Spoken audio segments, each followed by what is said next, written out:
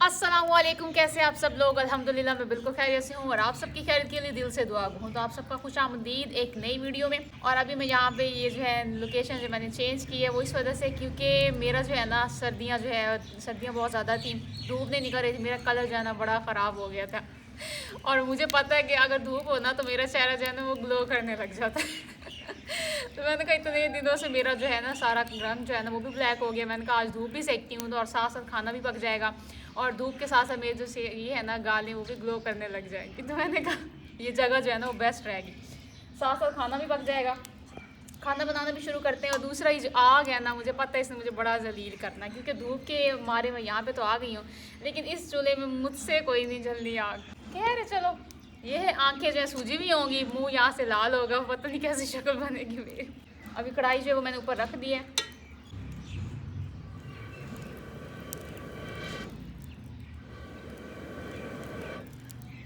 अभी इसके अंदर मैंने घी डाला हुआ, घी को पहले गर्म कर लेते हैं।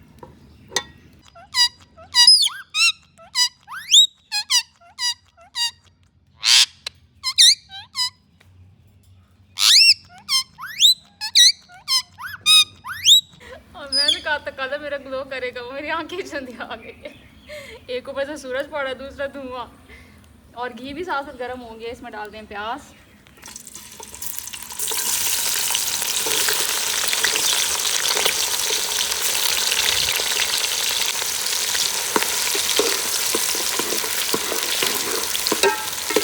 मुझे ना किसी ने कमेंट किया हुआ था कि आप ना थोड़ा स्लो बोला करो, तो मैं सोच रही थी अगर मैं स्लो बोलूँ फॉर एग्जाम्पल अब जैसे अस्सलाम वालेकुम, कैसे आप सब लोग। अल्हम्दुलिल्लाह मैं बिल्कुल खैरियत से हूँ और आप सब कैसे हैं। मतलब अगर मैं इस तरह बोलूँगी तो ये कैसा लगेगा कैमरे के अंदर।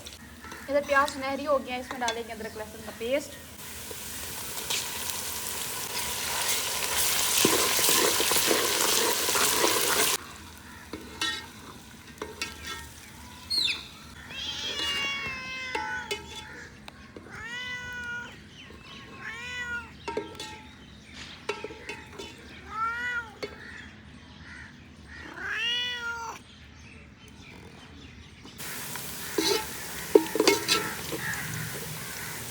प्याज ब्राउन हो चुके हैं। मैंने इन्हें डार्क ब्राउन नहीं किया क्योंकि मुझे इसका जो कलर है ना थोड़ा सा येलोइश कलर पसंद है। कुछ लोग होते हैं वो वाइट करने के लिए जो है हल्दी अवॉइड करते हैं, लेकिन मुझे हल्दी अच्छी लगती है और मैं प्याज जो है ना वो उन्हें थोड़ा सा ब्राउन करती हूँ, ज़्यादा डार्क नहीं करती।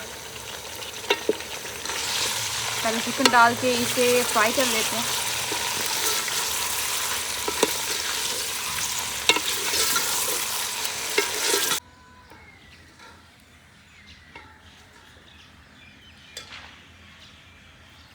चिकन फ्राई हो चुका है तो इसमें डालूंगी साबुत गरम मसाला।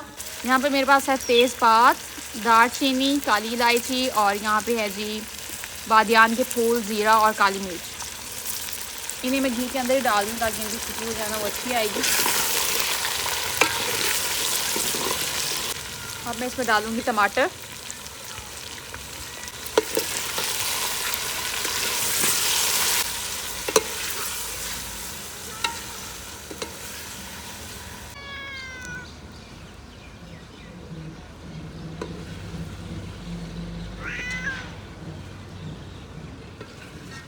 अब मैं इसमें डालूंगी मसाला जात। यहाँ पे मेरे पास है नमक, कुटी हुई लाल मिर्च का पाउडर, कुछ धनिया और गरम मसाला। गरम मसाला ये पिसा हुआ है, मैंने बिल्कुल थोड़ा सा लिया क्योंकि मैंने पहले साबुत जो है ना वो भी डाल दिया था। इसमें थोड़ा सा पानी डालूंगी। चिकन को अच्छे से भून लिया। अब मैं इसमें डालूंगी सब्जियाँ।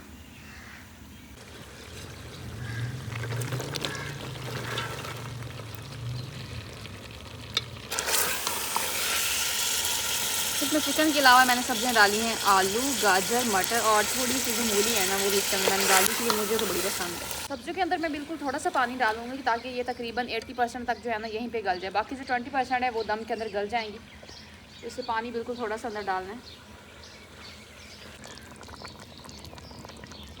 अभी इसे कवर कर देती हूँ ताकि ये पक सके। सब्जियाँ तकरीबन 70 to 80% गल चुकी हैं। अब मैं इसमें डालूंगी लीमू का रस। यहाँ पे मैंने तकरीबन 3 से 4 लीमू का रस लिया है, वो इसके अंदर शामिल करूँगी।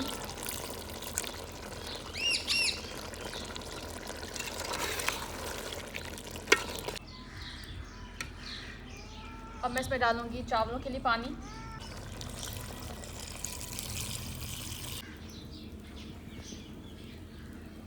पानी डालने के बाद इसे कवर कर देते हैं ताकि इसके अंदर अच्छी तरह उबाल आ जाए।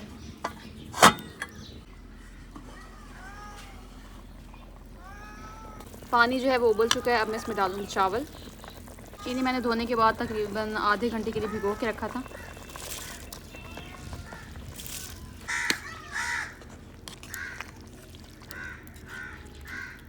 इसे मैं फिर से कवर करूँगी ताकि वो बार बार चमचा ना हिलाना पड़े। अगर मैं चमचा हिलाती रहूँगी तो चावल जो है ना वो टूटना शुरू हो जाएंगे।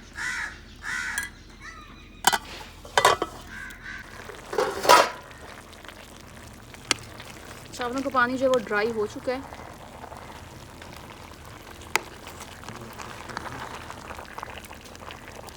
अब बारी इसे दम देने की। दम देने से पहले यहाँ पे मैंने ली है मिर्चें और सब्ज़ धनिया। ये इन्हें मैं इनके ऊपर डालूँगी।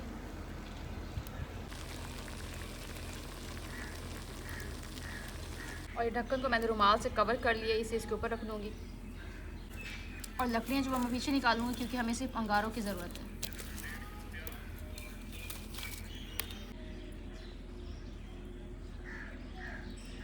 दम को दिए हुए तकरीबन 20 मिनट हो चुके हैं, तो अब इसे दम खोलते हैं।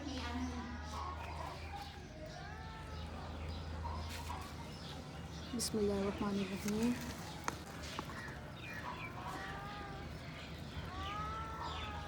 माशाल्लाह चावल जो है बन के तैयार हो चुके हैं और काफ़ी ज़्यादा टाइम भी हो चुका है कल की तरह ना। 3 बज चुके हैं, तो अब जल्दी से सबको सर्व करते हैं। चले जी, खाना जो है हमने खा लिया और सब ने बड़े शौक से खा लिया। मैं तो देगचा साफ करके धो के भी आ गई हूँ। मैं सोच रही थी कि थोड़ा सा नमक कम है, लेकिन जब मैं गई हूँ ना तब मैंने सबसे पहले देगचा देखा। मैंने कहा अगर चावल पड़े होंगे ना तो मतलब वाकई ही इसमें कुछ गड़बड़ थी और सबने पसंद नहीं किए।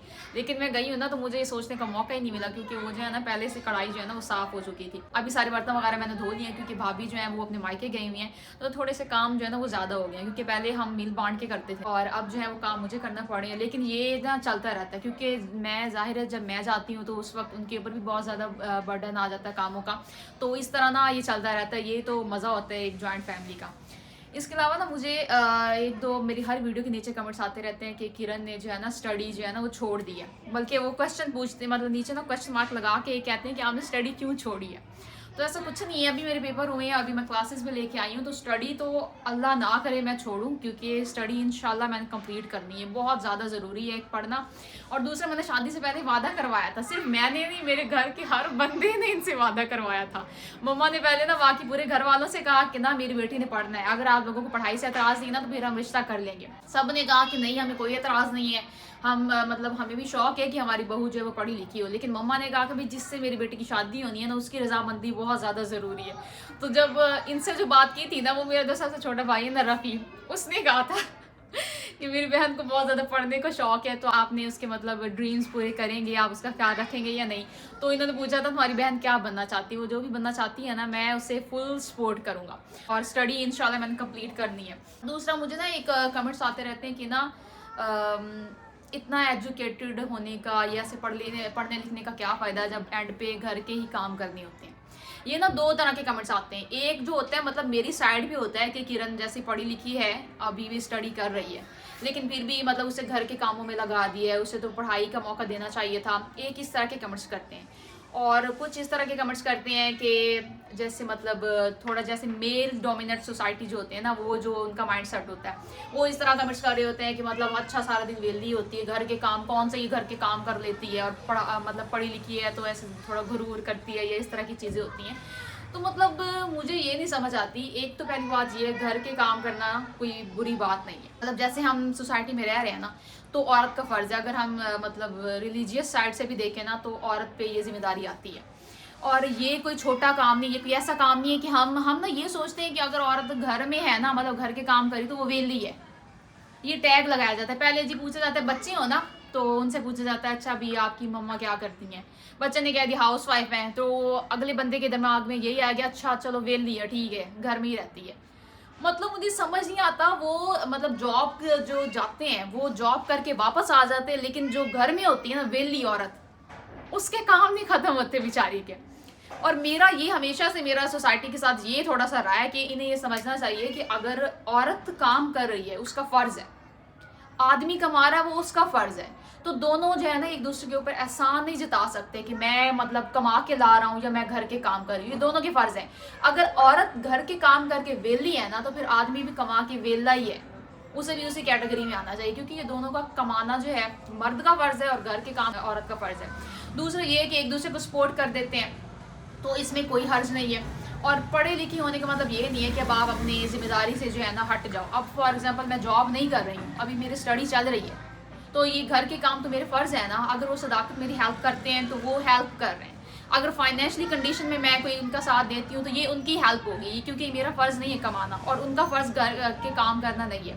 तो ये एक दूसरे की हेल्प करने से इसमें इतना कोई बड़ा इशू नहीं हो जाता और बड़ी अच्छी बात है। और ये अगर समझा जाए ना तो एक घर चलाने वाले के अलावा घर चल नहीं सकता। एक दिन भी औरत ना हो ना घर में, आपको फ़ौरन से पता चल जाएगा कि वो कितनी वेली होती थी घर में। तो ये काम इतना ज़्यादा नहीं है जिससे हम सोचें कि अगर मतलब मैं पढ़ी लिखी होने के बावजूद ये काम कर रही हूँ तो ये कोई घटिया काम है या मुझे इस पर थोड़ी सी शर्मिंदगी महसूस करनी चाहिए। ऐसा बिल्कुल नहीं है, मतलब मेरा फ़र्ज़ है तो मुझे ये करना ही चाहिए। तो यही कुछ बातें थी छोटी मोटी, मैंने कहा आपके साथ भी शेयर करती हूँ। और इसी के साथ आज की वीडियो यहीं पे एंड करते हैं। मैं उम्मीद करती हूँ कि आप लोगों को आज की वीडियो अच्छी लगी होगी, और अगर आप लोगों को आज की वीडियो अच्छी लगी तो मेरे चैनल को सब्सक्राइब करें। और इसी के साथ अपना बहुत सारा ख्याल रखिएगा, मुझे भी अपनी दुआ में याद रखिएगा। अल्लाह हाफिज़।